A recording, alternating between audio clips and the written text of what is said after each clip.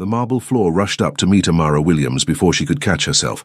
One moment, she was polishing the gleaming surface of Jin Woo Kang's mahogany desk in his private office, and the next, darkness swallowed her whole.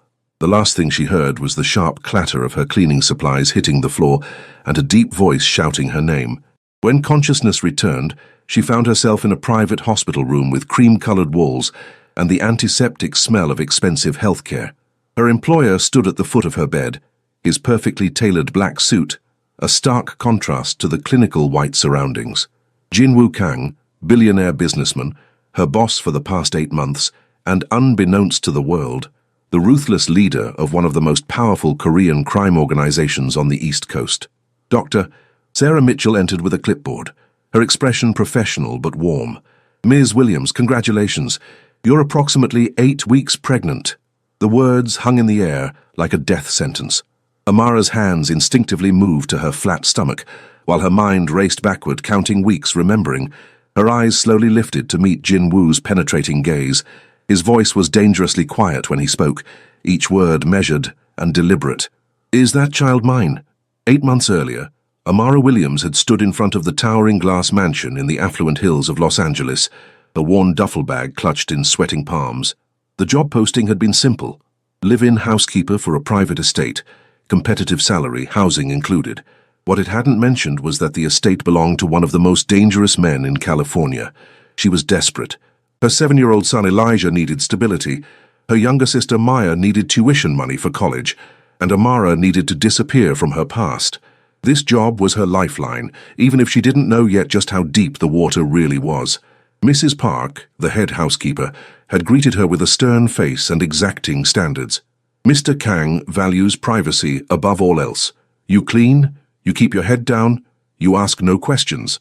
The East Wing is off-limits. His office is off-limits unless you're specifically called to clean it. Understand? Amara had understood perfectly.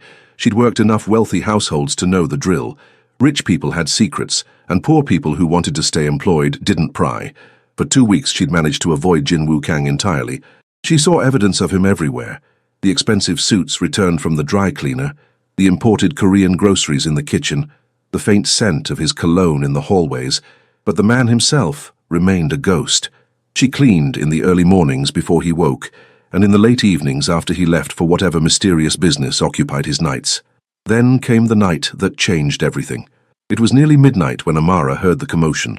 Voices, angry, urgent, echoed from the East Wing. Against every instinct and Mrs. Park's explicit instructions, she moved toward the sound, not from curiosity, but from something deeper. The voices were raised, and beneath them, she heard something that made her blood run cold. A child crying. She rounded the corner and froze. 3 men in dark suits stood in the hallway, and between them, a small Korean boy, no older than 6, sobbed quietly. Blood trickled from a cut on his forehead. The men were arguing in rapid Korean, seemingly oblivious to the terrified child. Amara didn't think. She simply moved. Years of motherhood had hardwired her response to a child's distress. She pushed past the startled men and dropped to her knees in front of the boy. "Hey, sweetheart," she whispered gently, her voice the calm in the storm. "Let me see that cut, okay? You're going to be just fine." The boy looked up at her with wide, terrified eyes, then threw his arms around her neck. Amara held him close, one hand cradling his head, the other reaching into her pocket for the clean handkerchief she always carried for Elijah. "What the hell is this?" The voice cut through the hallway like a blade. Amara looked up to find Jin Woo Kang standing in the doorway of his office, and for the first time she understood why men feared him. He was tall, his presence commanding the space effortlessly. Dark hair perfectly styled, sharp eyes that missed nothing, and a tailored suit that probably cost more than her entire year's salary. But it was the cold fury radiating from him that made her breath catch. The men immediately stepped back, heads bowed. One began speaking rapidly in Korean, explaining, apologizing. Jinwoo's gaze never left Amara, who still knelt on the floor with the boy in her arms. "You," he said, switching to English, his accent refined but present. "Who are you?" Amara lifted her chin, meeting his stare despite her trembling hands. "Amara Williams. I'm one of your housekeepers, Mr. Kang. This child is hurt." Something flickered across his face. Surprise, perhaps, that she'd spoken to him so directly. He moved forward with the fluid grace of a predator, his attention shifting to the boy. When he spoke again, his voice had softened fractionally. "Minho, come here." The boy's grip on Amara tightened. She looked down at him, then back at Jinwoo. "He's scared," she said quietly. "Whatever happened tonight frightened him. Maybe give him a moment." The hallway went silent. The suited men looked horrified that a housekeeper would dare instruct their boss, but Jinwoo simply stared at her, his expression unreadable. Finally, he crouched down to their level, bringing himself eye to eye with the child.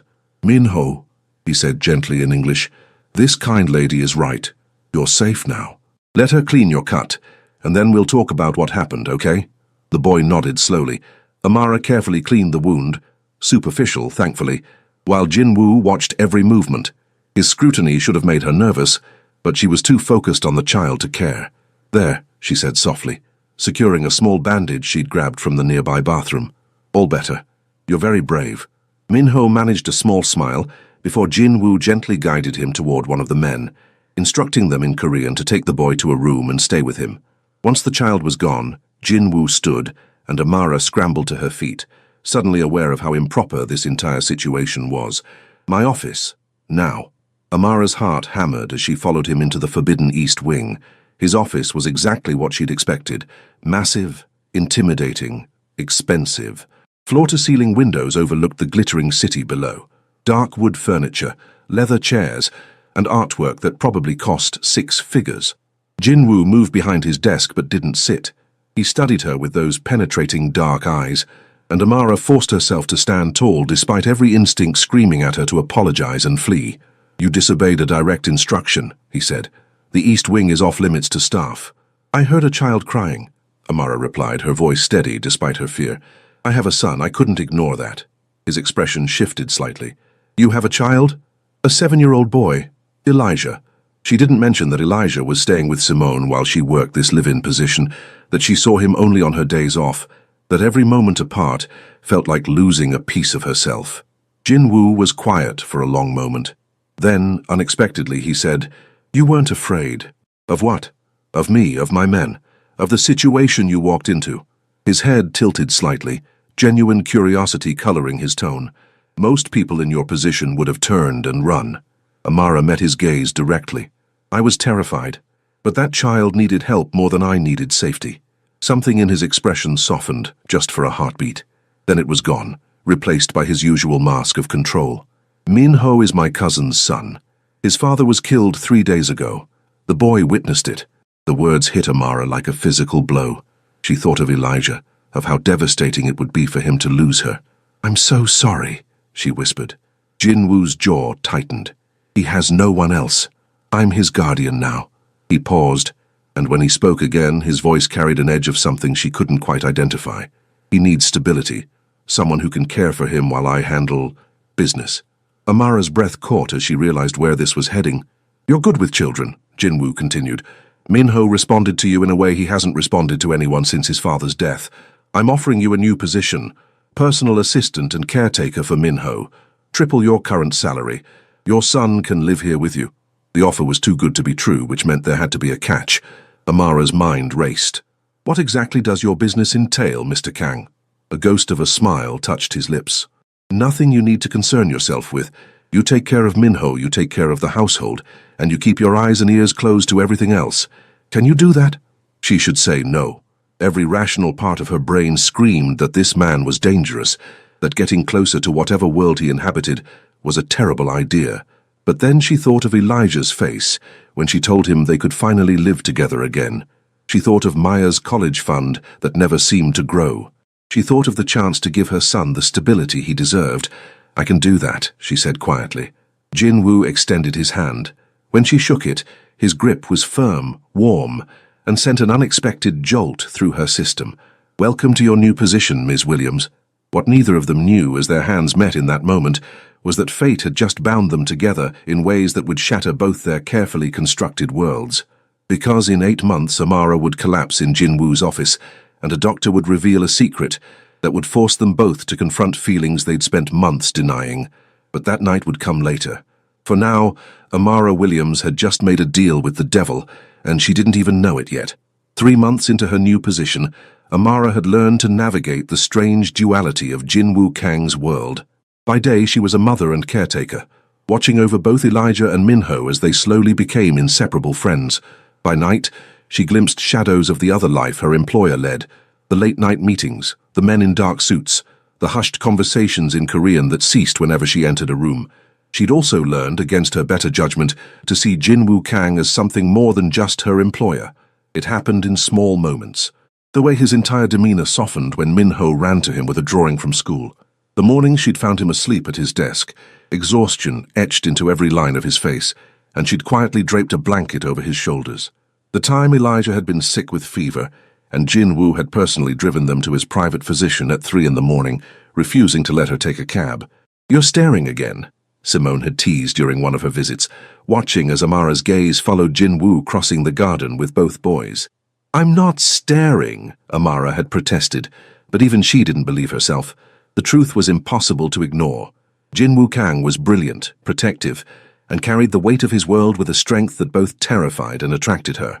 And lately she'd caught him watching her too, his dark eyes tracking her movements with an intensity that made her pulse race. Everything changed on a Friday night in early autumn. Jinwoo had a business dinner, the kind where Amara knew better than to ask questions, and she'd put both boys to bed before retreating to her room. She was folding laundry when her phone rang. "Ms. Williams." Junho's voice was tight with controlled urgency. "We have a situation. Mr. Kang needs immediate assistance." Her heart stopped. "What kind of situation?" "I'm sending you a location. Come alone. Tell no one." The line went dead. Amara's hands trembled as she called Mrs. Park to watch the sleeping boys, then drove to the address Junho had sent. It led her to a warehouse district she'd never been to, where shadows stretched long and every instinct screamed at her to turn around. Junho met her at the entrance, his usual composed expression cracked with worry. "He's inside. He won't let anyone else near him." "What happened?" "He was stabbed. It's not life-threatening, but he needs medical attention and he's refusing to go to a hospital." Junho's jaw tightened. "He asked for you specifically." Amara found Jin Woo in a back office, sitting on a leather couch with his jacket discarded and his white shirt soaked with blood. His face was pale, but his eyes were alert, tracking her movement as she crossed the room. "You shouldn't be here," he said, his voice strained. "Yet you called for me." She knelt beside him, her hands already reaching for his shirt. "Let me see." For a moment she thought he'd refuse. Then he leaned back, allowing her to carefully peel the fabric away from the wound. It was a deep gash across his ribs, still bleeding but not arterial. Junho had been right, not life-threatening if treated properly. "This needs stitches," she said firmly. "No hospitals." "Then you need a private doctor." She met his gaze, refusing to back down. "This isn't something I can handle with a first aid kit." Jinwoo's hand caught her wrist, his grip gentle despite his condition. "Stay," he said quietly. "Just stay until the doctor arrives. Please." The please undid her. She nodded, settling beside him and pressing clean gauze to the wound. Junho disappeared to make calls, leaving them alone in the dimly lit office. "What happened?" Amara asked softly. "A disagreement with a business rival." Jinwoo's lips quirked in a humorless smile. He made his point. "This is what you do," she said. Not a question, but a statement of dawning understanding. "This is the business you handle." "Yes." He didn't elaborate, didn't make excuses. "Does that frighten you?" Amara considered lying, then decided he deserved honesty. "Yes, but not in the way you might think." She adjusted the pressure on his wound, her fingers steady. "I'm frightened of what could happen to Minho if he loses you too. I'm frightened of what could happen to my son if I'm connected to your world, but I'm not frightened of you." His free hand rose to cup her face, his thumb brushing her cheek with unexpected tenderness. "You should be. Everyone else is." "Maybe that's the problem," she whispered. "Maybe you need someone who isn't." The space between them contracted. Amara could feel his breath on her lips, could see the conflict warring in his eyes.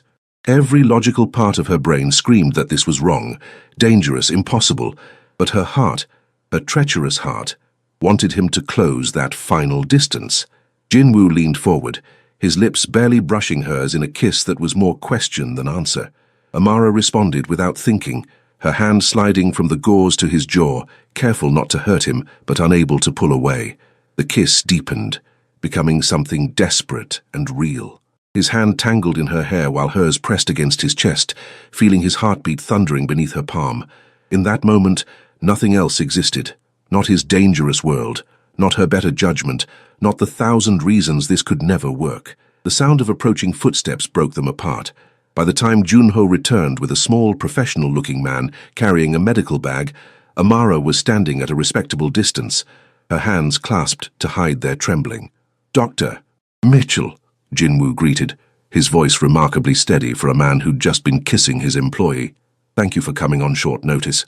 The doctor, a woman in her 40s with kind eyes and capable hands, assessed the wound quickly. "You're lucky. A few inches to the left and we'd be having a very different conversation. I can stitch this here, but you'll need to rest for at least a week. No strenuous activity." As Dr. Mitchell prepared her supplies, Jinwoo's gaze found Amara's across the room. The intensity in his eyes made her breath catch. Whatever had just happened between them couldn't be undone. The line they'd carefully maintained for 3 months had been crossed, and there was no going back. Later, as Junho drove them back to the mansion in tense silence, Jinwoo reached across the seat and took her hand. He didn't say anything, didn't make promises or apologies. He just held her hand, his thumb tracing circles on her palm. Amara should have pulled away, should have established boundaries, protected herself and her son from the complications that would inevitably follow. Instead, she laced her fingers through his and held on tight. That night marked the beginning of something neither of them fully understood.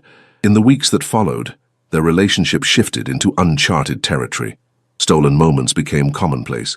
His hand at the small of her back as they watched the boys play, her fingers brushing his as she handed him his morning coffee, late-night conversations that stretched until dawn.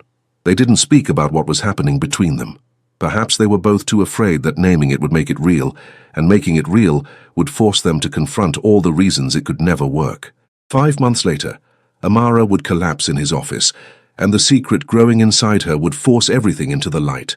But for now, in these stolen weeks of autumn, they existed in a carefully constructed bubble where a housekeeper and a crime boss could pretend that love might be enough. It wouldn't be, but they didn't know that yet. The night it happened, Los Angeles was unusually cold. Amara remembered that detail vividly later, how she'd wrapped herself in Jinwoo's jacket after he'd draped it over her shoulders on the balcony, how his scent had surrounded her, making her feel safe in a world that was anything but. They'd been living in their careful dance for 5 months now, not quite together, not quite separate. He'd kiss her in the quiet moments when they were alone, hold her through the night when nightmares from his world bled into hers, whisper promises in Korean that she didn't understand but felt in her bones. But they never spoke about a future. How could they? She was a single mother trying to build a stable life for her son. He was the leader of a criminal organization with enemies who would happily use her and Elijah as weapons against him. Love, no matter how desperately felt, couldn't bridge that chasm. "What are you thinking about?" Jinwoo's voice pulled her from her thoughts. They stood on his private balcony overlooking the city, the boys asleep inside, the world reduced to just the two of them. "Tomorrow," Amara admitted. "Next month, next year. All the tomorrows we're pretending don't exist." His arms tightened around her waist, pulling her back against his chest. "We'll figure it out." "Will we?" She turned in his embrace, looking up at him. "Jinwoo, I need to know, what is this between us? What am I to you?" For a long moment he didn't answer. Then he cupped her face in both hands, his thumb tracing her cheekbone. "You're everything," he said simply. "Everything I didn't know I needed. Everything I can't afford to lose." "Then why does this feel like borrowed time?" "Because it is." His honesty was brutal, beautiful. "My world has rules, Amara. Showing weakness gets you killed. Loving someone gives your enemies a target. The safest thing I could do is let you go." A heart cracked. "Is that what you want?" "No." The word was torn from him. "God, no. I want you beside me. I want Elijah and Minho growing up as brothers. I want morning coffee and late-night conversations, and every mundane, beautiful moment of a life I have no right to dream about." Amara kissed him then, pouring every unspoken feeling into the connection of their lips. He responded with equal desperation, his hands sliding into her hair, angling her head to deepen the kiss. When they finally broke apart, both breathing hard, something had shifted between them. "Stay with me tonight," Jinwoo whispered against her lips. "Not as my employee, not in the guest room. Stay with me." She should have said no, should have been smarter, more cautious. Instead, she nodded and let him lead her inside, let him make promises with his body that his position in life wouldn't allow him to make with words. That night changed everything, though neither of them realized it until weeks later, when Amara stood in a bathroom staring at two pink lines that would shatter their carefully maintained distance. But before the pregnancy test, before the collapse, before the hospital revelation, there was the threat that had been circling them for months, finally ready to strike. His name was Victor Petrov, and he'd been Jinwoo's rival for years. Where Jinwoo maintained a code, no drugs, no human trafficking, no unnecessary violence, Victor had no such qualms. Their territories had been clashing for months, small skirmishes that Jinwoo had expertly diffused, until Victor discovered Jinwoo's weakness. It happened on a Wednesday morning. Amara was walking Elijah and Minho to the car for school when a black sedan pulled up. Before she could react, men poured out, and Junho was shouting. And then she was being shoved toward the mansion while gunfire erupted behind her. Security locked down the house. The boys were terrified, and Amara held them both, whispering reassurances she didn't believe while her heart hammered against her ribs. When Jinwoo finally appeared, his face was a mask of cold fury. "They were sending a message," Minjun reported grimly. "Petrov wants to meet. He says he has information about Ms. Williams." Amara's blood ran cold. "What information?" Jinwoo's jaw was granite. "It doesn't matter, he's not getting near you." But it did matter. 2 days later, a package arrived at the mansion. Inside were photographs. Amara walking Elijah to school, shopping at the grocery store, sitting in the park with Simone. Every moment of her life documented and catalogued. The message was clear. Victor could reach her any time he wanted. "You need to leave," Jinwoo said that night, his voice hollow. "Take Elijah and disappear. I'll provide money, new identities, whatever you need." "No." "Amara, no!" She grabbed his hands, forcing him to look at her. "Running won't solve this.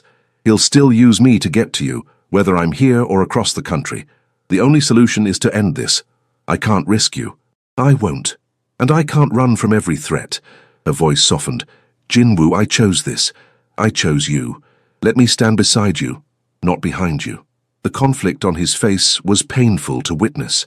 Finally, he pulled her into his arms, holding her so tightly she could barely breathe. "If anything happens to you, it won't." She pressed her lips to his jaw. "We'll figure this out, together." But fate, it seemed, had other plans. Because 3 weeks later, as Amara was cleaning Jinwoo's office, a wave of dizziness swept over her. She grabbed the desk for support, but her vision tunneled, her legs gave out, and the last thing she heard before darkness claimed her was Jinwoo's voice shouting her name. When she woke in that hospital room with Jinwoo standing at the foot of her bed and Dr. Mitchell announcing her pregnancy, the world tilted on its axis. 8 weeks. She was 8 weeks pregnant. The timeline was unmistakable. This child had been conceived that night on the balcony, when they'd stopped pretending they could keep their distance, when they'd given in to everything they'd been fighting. And now Jinwoo stood there, his face unreadable, asking the question that would determine everything. Is that child mine? The question hung in the sterile air of the hospital room like a blade waiting to fall. Amara stared at Jinwoo, her mind reeling from the pregnancy revelation, and now his devastating question. Dr. Mitchell had the grace to look uncomfortable, quietly excusing herself from the room. "What?" Amara's voice came out barely above a whisper. Jinwoo's face was a carefully constructed mask, but she could see the storm raging behind his eyes. "I need to know, Amara. Is that child mine?" The hurt that lanced through her was physical. "How can you even ask me that?" "Because I live in a world where nothing is certain." He moved closer, his hands gripping the bed rail. "Because Victor Petrov could have orchestrated this entire situation. Because I've seen men use pregnancy as a weapon, as leverage, as—" "Stop." Amara sat up, ignoring the lingering dizziness. "I am not one of your enemies. I'm not playing games or wielding weapons. I'm a woman who just found out she's pregnant with a child she didn't plan, in a situation she can barely comprehend." Her voice broke. "And the father is asking if the baby is even his." Something cracked in Jinwoo's expression. He closed his eyes, his jaw working. "I'm sorry. That was... I'm sorry." "Yes, Jinwoo." Tears streamed down her face now. 8 months of carefully controlled emotion finally breaking free. "Yes, this child is yours. There hasn't been anyone else." "There's never been anyone else since that first night we—" She couldn't finish, couldn't put words to the memory of their bodies tangled together, of promises whispered in the dark. Jinwoo moved then, sitting on the edge of her bed and pulling her into his arms. "I'm sorry," he repeated, his face buried in her hair. "God, Amara, I'm sorry. My world has made me suspicious of everything, but I should never have doubted you. She clung to him, breathing in his familiar scent, feeling the solid warmth of him anchoring her to reality. "I'm terrified," she admitted. "I have Elijah to think about, and now another child, and your world is so dangerous, and I don't know how to—" "We'll figure it out." His hands stroked her back, soothing. "I promise you, Amara, I will keep you and our children safe. All of them. Our children." The words wrapped around her heart, equal parts comfort and terror. But fate, it seemed, had been listening, because while Jinwoo held Amara in that hospital room, making promises he'd move heaven and earth to keep, Viktor Petrov was making his own move. The call came 3 hours later. Junho's voice was tight, with barely controlled panic. "Boss, there's been an incident. Someone breached the mansion. They took—" He paused, and Amara's heart stopped. "They took the boys." The world tilted. Amara heard herself screaming, felt Jinwoo's arms around her, heard him barking orders into his phone. But it was all distant, muffled, as if she were underwater. Elijah, Minho, her baby, their babies, gone. Jinwoo's transformation was immediate and terrifying. The tender man who'd held her moments before disappeared, replaced by something cold and lethal. When he looked at her, she saw murder in his eyes, not directed at her, but at whoever had dared to touch their children. "Get her somewhere safe," he ordered Junho, who'd arrived at the hospital within minutes. "Full security detail. No one gets near her." "No." Amara grabbed his arm, her nails digging in.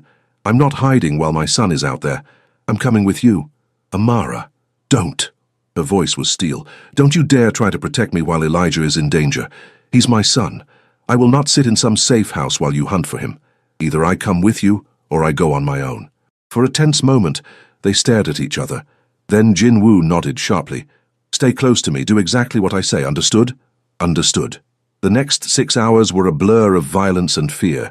Jinwoo's organization moved with military precision, tracking Victor's people through a network of contacts and surveillance that Amara had never fully grasped existed.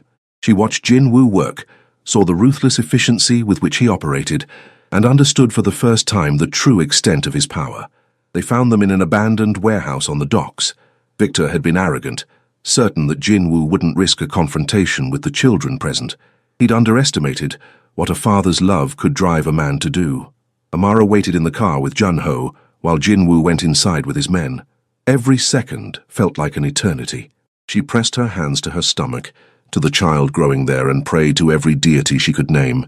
Then she heard it, Elijah's voice, crying out. Amara was out of the car before Junho could stop her, running toward the warehouse with her heart in her throat. The scene inside would haunt her forever. Jinwoo stood over Victor's prone form, his gun aimed at the man's head. Blood stained Jinwoo's shirt, though she couldn't tell if it was his or someone else's. His men surrounded them, weapons drawn, but none of that mattered, because in the corner Minjun knelt with both boys, and they were alive, they were safe, they were— "Mama!" Elijah broke free and ran to her. Amara caught him, sinking to her knees and holding him so tightly she was afraid she'd hurt him. Minho followed and she gathered him close too, this child who'd become as much hers as the one she'd given birth to. "Did he hurt you?" she whispered, checking them both over with shaking hands. "Are you okay?" "We're okay," Minho said, his English still slightly accented but clear. "Jinwoo saved us. He promised he'd come, and he did." Amara looked up to find Jinwoo watching them, his weapon now lowered. Victor was being dragged away by his men, and she understood that whatever had happened in those minutes before she'd arrived, Jinwoo had chosen mercy, for the children, for her. He crossed to them, kneeling and gathering all three of them into his arms. "I'm sorry," he said roughly. "I'm so sorry. This is my fault, my world, my enemies. Stop." Amara cupped his face, forcing him to meet her eyes. "We're here. We're safe. That's what matters." "I can't lose you," he whispered, and she realized he was trembling. "Any of you. I can't—" "You won't." She kissed him, tasting salt from whose tears she wasn't sure. "We're not going anywhere." Later, much later, when the children were asleep in the mansion's reinforced safe room and Amara and Jinwoo finally had a moment alone, he told her what he'd decided. "I'm getting out," he said simply. "Not immediately. There are protocols, transitions that have to happen, but I'm done. This life, this world, it's not worth losing you." Amara's breath caught. "Jinwoo, you can't just—" "I can. I will." He pulled her close, his hand resting on her stomach where their child grew. I want to be a father. A real father, not someone who sends security details instead of attending school plays. I want to marry you, Amara. I want to wake up next to you, without wondering if today's the day my enemies take everything from me. She kissed him, tasting the promise on his lips. Then we'll figure it out. Together. 6 months later, Amara Williams stood in front of a full-length mirror, her hands resting on her rounded belly. The baby, their daughter as the ultrasound had revealed, kicked against her palms, strong and insistent. You almost ready? Jinwoo appeared in the doorway, and Amara's breath caught at the sight of him. He wore a perfectly tailored suit, but there was something different about him now. The hard edges had softened, the constant vigilance had eased. He looked, she realized, happy. Almost. She turned, and he crossed to her immediately, his hands replacing hers on her stomach. She's active today, he murmured, a smile playing at his lips when their daughter kicked particularly hard, already strong like her mother, or stubborn like her father. The past 6 months had been a whirlwind of change. True to his word, Jinwoo had begun the process of extracting himself from his organization. It hadn't been easy. There were traditions, protocols, negotiations with allies and enemies alike. But Min-jun had stepped up to assume leadership, and slowly, carefully, Jinwoo had transitioned from mafia boss to legitimate businessman. They'd relocated from Los Angeles to a quieter city, bought a house with a backyard where Elijah and Min-ho could play. Jinwoo had enrolled in business courses, using his considerable intelligence and strategic mind in legal ventures. The mansion sat empty now, a monument to a life he'd left behind. It hadn't been without cost. There were people in his old world who viewed his exit as betrayal, who tested his resolve with threats and provocations. But Jinwoo had made his choice, and he defended it with the same ruthless efficiency he'd once used to expand his territory. The boys are getting restless, Jinwoo said, pressing a kiss to her temple. Simone's threatening to let them eat cake before dinner if you don't come down soon. Amara laughed. Then I suppose we should head down before my sister corrupts our children completely. Our children. The phrase still sent warmth through her chest. Elijah had taken to calling Jinwoo Dad about 3 months ago, and the first time it happened, she'd watched Jinwoo's composure crack completely. He'd knelt in front of her son and promised to be the father Elijah deserved. Min-ho had thrived in their new life. The trauma of losing his father was still there, would always be there, but he'd found stability in their makeshift family. He called Amara Mom now, in that careful way children had when testing if love was real. She took Jinwoo's offered hand and let him help her navigate the stairs. Pregnancy had made her ungainly, but he never made her feel anything less than beautiful. They descended to find their living room transformed. Simone and Maya had outdone themselves. Streamers in pink and gold draped across the ceiling. A banner reading Baby Girl Kang hung over the fireplace. Friends and family milled about. Junho, who'd remained Jinwoo's closest friend despite the changes. Mrs. Park, who'd followed them to their new home. Dr. Mitchell, who'd become not just their physician but a trusted confidant. But the most important people were the 2 boys who came running the moment they spotted them. "Mama, Dad, we made a present for the baby." Elijah grabbed her hand while Min-ho tugged on Jinwoo's jacket. They were led to a table where a crayon drawing had been carefully framed. It showed 4 stick figures. Elijah had helpfully labeled them me, Min-ho, Mama, and Dad. Surrounding a smaller figure labeled Baby Sister. Hearts floated around all of them. "It's perfect," Amara whispered, tears pricking her eyes. Pregnancy hormones made her cry at everything, but this was worth crying over. Absolutely perfect. The afternoon passed in a blur of laughter and love. They played games, opened gifts, ate too much cake. Amara watched Jinwoo with the boys, saw how naturally he'd taken to fatherhood, how completely he'd transformed from the cold, dangerous man she'd first met. As the sun set and guests began to leave, Simone pulled Amara aside. "You look happy," her best friend observed. "Really happy." "I am." Amara watched Jinwoo tickle both boys until they dissolved into giggles. "I never thought I could have this. A real family. A real future. You deserve it." Simone hugged her carefully, mindful of her belly. "After everything you've been through, you deserve every bit of happiness." That night, after the guests had left and the boys were tucked into bed, Amara and Jinwoo sat on their back porch. The evening was warm, and fireflies danced in the growing darkness. "Do you ever miss it?" Amara asked quietly. "The power, the control, the—" "No." Jinwoo didn't hesitate. His hand found hers, their fingers interlacing naturally. "Not even for a second. That life gave me Minho, and it gave me you. But this," he gestured to their house, to the yard where their children played, "this is real. This is what I want. Even with all the boring domesticity, the school drop-offs and grocery shopping and especially that." He pulled her close, or as close as her belly would allow. "Amara, I spent years chasing power, building an empire, commanding respect through fear. And I was empty, completely empty. Then you walked into that hallway, knelt in front of a crying child, and showed me what real strength looks like." She turned to face him, cupping his jaw. "I love you. I don't think I've said that enough. You say it every day." He kissed her softly. "Every time you look at me. Every time you trust me with our children. Every time you choose this life with me over the safety of distance. Still, I should say the words more." She rested her forehead against his. "I love you, Jin Wukang. I love the man you were, the man you are, and the man you're becoming. And I love you, Amara Williams." He kissed her again, deeper this time. "Soon to be Amara Kang, if you'll still have me." They'd been planning the wedding for next spring, after the baby was born and Amara had recovered. Nothing elaborate, just family and close friends, a simple ceremony that meant everything. "Always," she promised, "in this life and whatever comes after." Their daughter kicked then, hard enough that Jinwoo felt it through Amara's dress. He laughed, the sound pure and unguarded, and pressed his hand to where their child grew. "She has impeccable timing," he murmured, "just like her father." Amara smiled, remembering that night 8 months ago when she'd collapsed in his office, when Dr. Mitchell had revealed her pregnancy, when Jinwoo had asked that devastating question.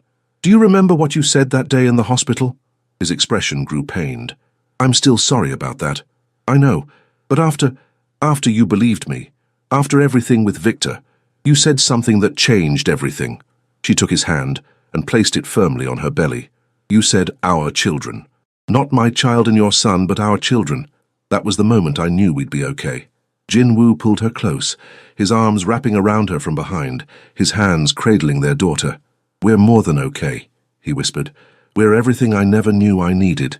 They stayed like that as darkness fell completely. Two people who'd found each other against impossible odds, who'd chosen love over safety, who'd built something real from the ashes of his old life. Inside, they could hear Elijah and Minho laughing about something, their voices carrying through the open window. Maya's voice joined in, probably telling them one of her infamous stories. The sounds of family, of home, of everything that mattered. "Come on," Jinwoo said eventually, helping her to her feet. "Let's get you off your feet. Doctor's orders." "Since when do you follow doctor's orders?" Amara teased. "Since those orders concern the health of my wife-to-be and my daughter." He kissed her temple. "I'm a changed man, remember? The best kind of changed." They walked inside together, into the warmth and light of their home, into the laughter of their children, into a future that had once seemed impossible, but now stretched before them, bright and full of promise. 3 weeks later, on a quiet Tuesday morning, Amara went into labor. Jinwoo held her hand through every contraction, whispered encouragement in both English and Korean, and cried when their daughter finally entered the world. She was perfect. 10 fingers, 10 toes, a head full of dark hair, and her father's intense eyes. When Jinwoo held her for the first time, Amara watched something shift in him, the final piece of his transformation falling into place. "She's beautiful," he breathed, completely entranced, just like her mother. When Elijah and Minho arrived with Maya and Mrs. Park, their faces lit up at the sight of their baby sister. Both boys crowded around, gently touching her tiny hands, making promises about all the things they'd teach her. "What's her name?" Elijah asked, his voice hushed with awe. Amara and Jinwoo exchanged a look. They'd discussed names for weeks, considering options from both their cultures, wanting something that honored their daughter's heritage. "Grace," Jinwoo said softly. "Grace Ji-woo Kang." "Grace," Amara repeated, smiling through happy tears. "It's perfect, because Grace was exactly what their love story had been. Unearned, unexpected, and absolutely transformative. Grace had brought a Mafia boss to his knees.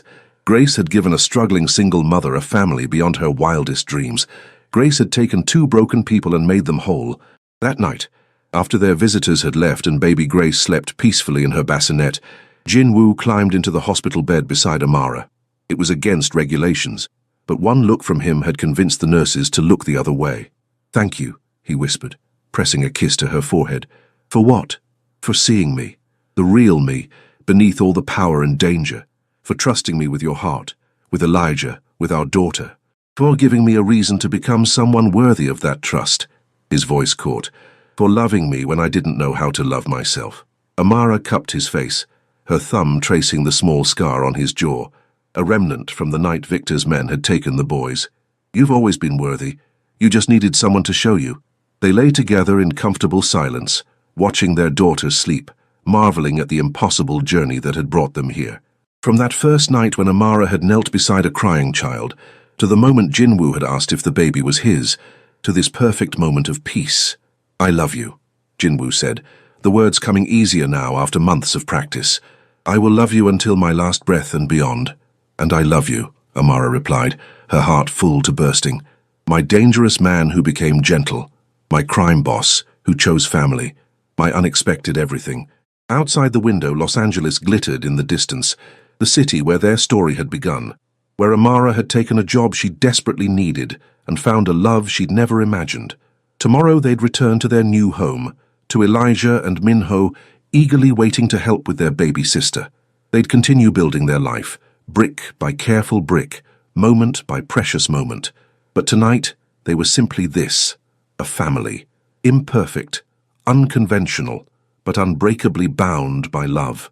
And that was more than enough. That was everything. 2 years later, Amara Kang stood in the doorway of their backyard, watching her husband push Grace on her swing, while Elijah and Minho played soccer nearby. The spring sun cast everything in golden light, and for a moment she simply breathed in the perfection of it all. They'd been married for 18 months now, a small ceremony in their garden, with only those who mattered most. Elijah had been Jinwoo's best man, solemn and proud in his little suit. Minho had walked Amara down the aisle, his hand tight in hers. Grace had been the flower girl, toddling along and throwing petals with enthusiastic abandon. Jinwoo's business ventures had flourished. Turns out the strategic mind that had once built a criminal empire was equally effective in legitimate enterprise. He'd started a security consulting firm, using his unique expertise to help businesses protect themselves. It was honest work, and it made him happy. Amara had gone back to school, was finishing her degree in social work.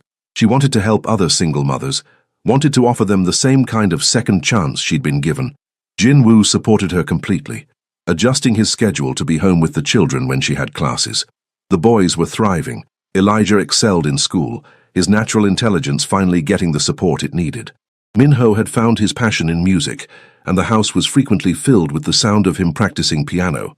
They were brothers in every way that mattered, bound not by blood, but by choice and love. And Grace, their miracle, their unexpected blessing, was growing into a force of nature. She had her father's determination and her mother's compassionate heart, and she ruled their household with tiny fists and an infectious giggle. "Mama, watch me!" Grace called out, and Amara watched as Jinwoo pushed her higher, both of them laughing. Jinwoo caught Amara's eye across the yard and smiled, that real, unguarded smile he saved only for their family.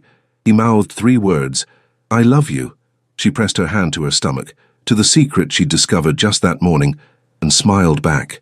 Another baby, another blessing, another chapter in their impossible love story. She'd tell him tonight, after the children were asleep. She'd watch his face light up, feel his hands trembling as he held her close, hear him whisper promises about the future in that beautiful blend of English and Korean that had become the language of their love. But for now, she simply watched her family, her beautiful, chaotic, perfect family, and marveled at how far they'd come.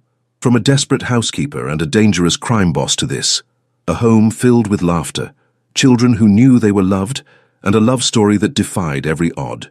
Sometimes the best things in life are the ones you never see coming. Sometimes love finds you in the most unexpected places, and sometimes a simple question, "Is that child mine?"